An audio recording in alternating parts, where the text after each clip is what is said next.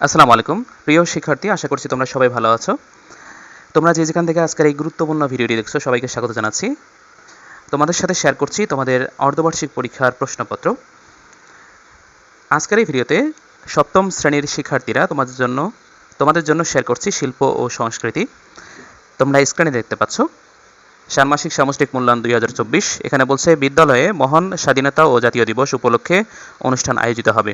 অনুষ্ঠানটির পরিকল্পনা ও আয়োজনের সকল দায়িত্ব তোমাদের। স্বাধীনতা দিবস উপলক্ষে বিদ্যালয় সজ্জা থেকে শুরু করে কি পরিবেশন করা হবে তা তোমরা আলোচনা করে ঠিক করবে। মনে রাখতে হবে এটি পরিকল্পিতভাবে ধাপে ধাপে করতে হবে। কাজ 1, অনুষ্ঠান আয়োজনের দলগত আলোচনা ও পরিকল্পনা। ক খ গ এই কাজের জন্য তোমাদেরকে 20 জনের দলে একত্র করা হয়েছে। এবারে দলের সবাই আলোচনায় অংশগ্রহণ করবে এবং পরিকল্পনায় দলের সদস্যরা নিম্নোক্ত কাজসমূহ কিভাবে করবে তা আলোচনা করে নিজেদের মধ্যে ভাগ করে নেবে। দল বিভাজনের সময় চেষ্টা করবে সব দলে যেন সমান বা কাছাকাছি সংখ্যক সদস্য থাকে, আর যদি তা না হয় তবে লক্ষ্য রাখবে একটি দলে যেন অন্ততপক্ষে 4 জন সদস্য থাকে। মূলত 3টি দলে ভাগ হয়ে যেতে হবে তোমাদের। আলোচনা সাপেক্ষে তোমাকে যে কোনো একটি দল বেছে নিয়ে নিচের কাজগুলো করতে হবে।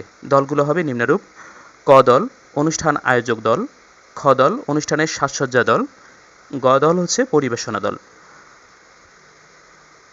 ক দল অনুষ্ঠান আয়োজক দল আলোচনা করে দলের কাজের একটি পরিকল্পনা লিখবে, যেখানে 1 নম্বরে বলছে অনুষ্ঠানের একটি নান্দনিক নাম দেবে। 2 নম্বর বলছে অনুষ্ঠান সূচি তৈরি, যেমন অনুষ্ঠানের সময়সীমা, বিভিন্ন পর্যায়ে পরিবেশনার তথ্য ইত্যাদির উল্লেখ থাকবে।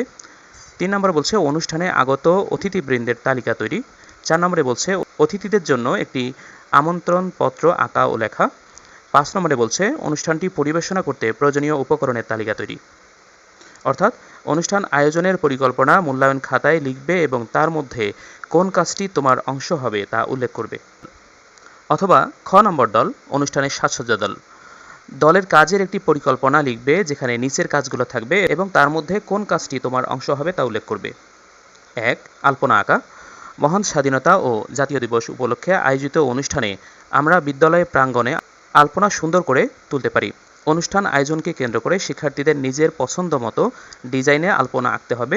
এজন্য যে বিষয়গুলো অনুসরণ করতে হবে, দেখো যে বিষয়গুলো অনুসরণ করতে হবে তা এখানে দেয়া আছে। পেন্সিল, কালো কলম, কালো রং ব্যবহার করে আলপনা অঙ্কন করবে। এরপরে বলছে স্কুল থেকে প্রদত্ত নির্দিষ্ট খাতায় পুরো পৃষ্ঠা জুড়ে আঁকতে হবে। 2 নম্বর বলছে নকশা করা। রেখা ভিত্তিক রিপিটেটিভ প্যাটার্ন এ একটি নকশা নিজেদের খাতায় আঁকতে হবে।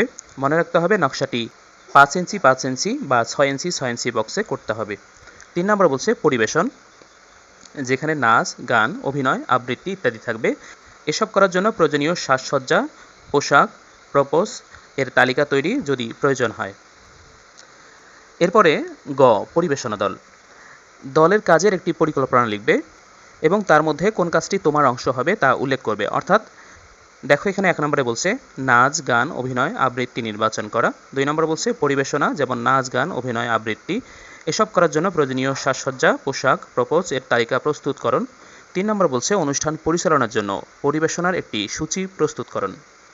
এরপরে কাজ 2 নম্বর কাজে বলছে স্লোগান তৈরি করে নিজের পছন্দের ফটো লেখা। এটা হচ্ছে একক কাজ। গ নম্বরে বলছে স্বাধীনতা দিবস উপলক্ষে একটি স্লোগান তৈরি করে লিখতে হবে। এই স্বাধীনতা দিবসের স্লোগানটি শিক্ষার্থীর নিজের পছন্দের ফন্টে লিখতে হবে।